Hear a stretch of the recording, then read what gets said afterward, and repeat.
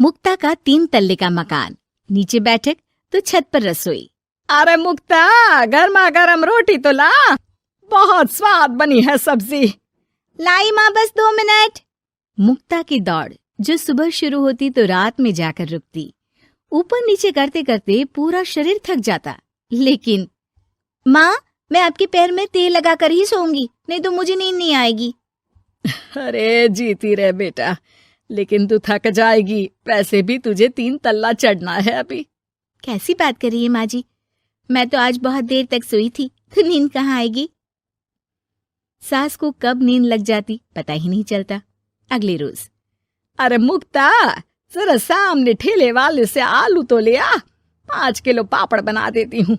होली आ रही है, मेहमान आएंगे तो क्या कहेंगे कि इन लोगों के घर तो कुछ बना ही नहीं। माँ, मैंने सब बना लिया है, आप चिंता मत करिए।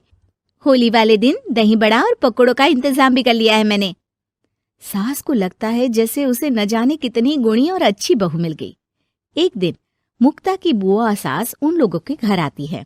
अरे भाभी, आपने तो हीरा बहू पाई है, बिल्कुल हर एक काम को ऐसे कर रही है जैसे कि रोबोट।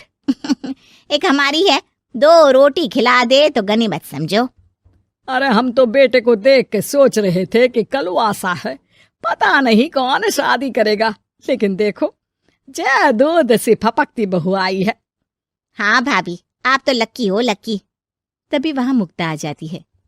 क्या बुआ, काहे की लकी, देखो ना कैसा शरीर फूला जा रहा है, अब तक तो एक बच्चा भी हो जाना चाहिए था।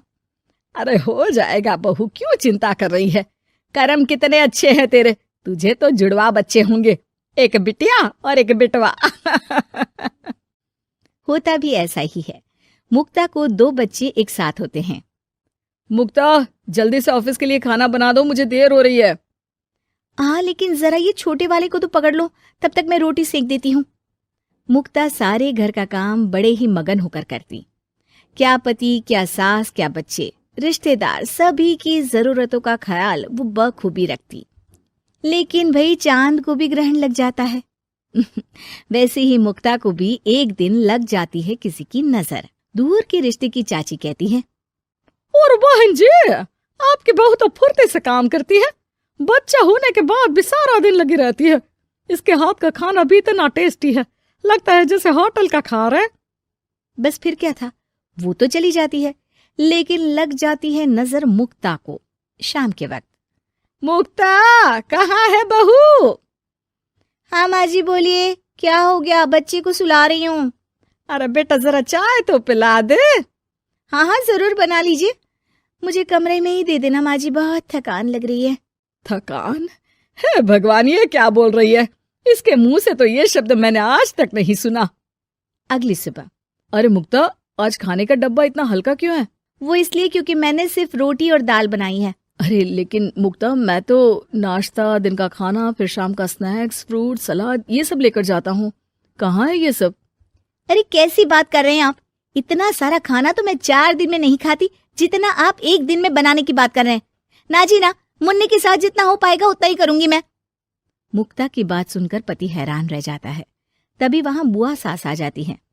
अरे मुक्ता, मेरे नाती का जन्मदिन है, भूल गई क्या? आज शाम को आना, और मुक्ता थोड़ा जल्दी आ जाना, मेरी बहू का हाथ बटा देना।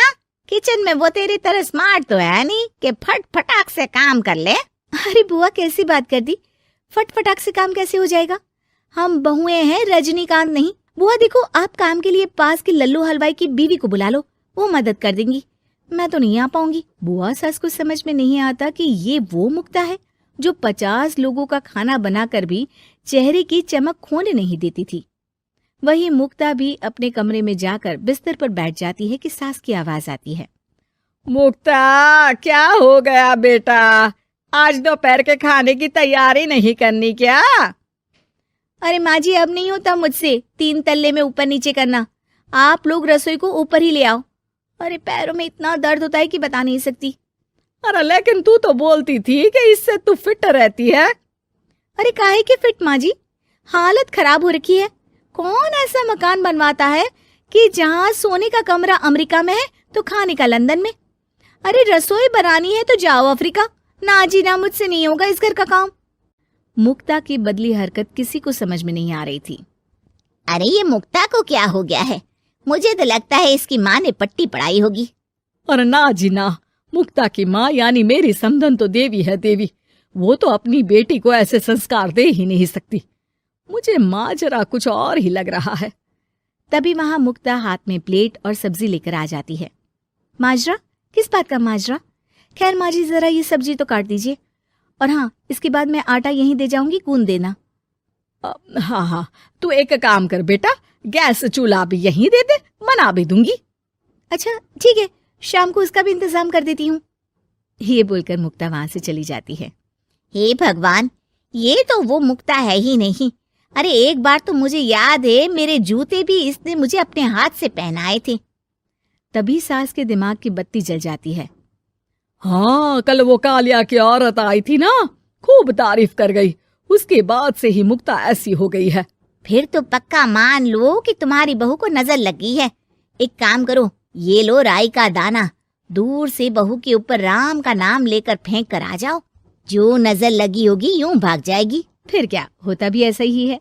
सास जैसे ही बहू पर राई फेंक कर वापस आती है, थोड़ी ही देर में मुक्ता भी आ जाती है। अरे माँ जी, आप ये सब्जी लेकर क्यों बैठी है? ना ना, लाइए, मुझे दीजिए। और चाची, अब तक आपके हाथ में चाय का प्याला नहीं आया।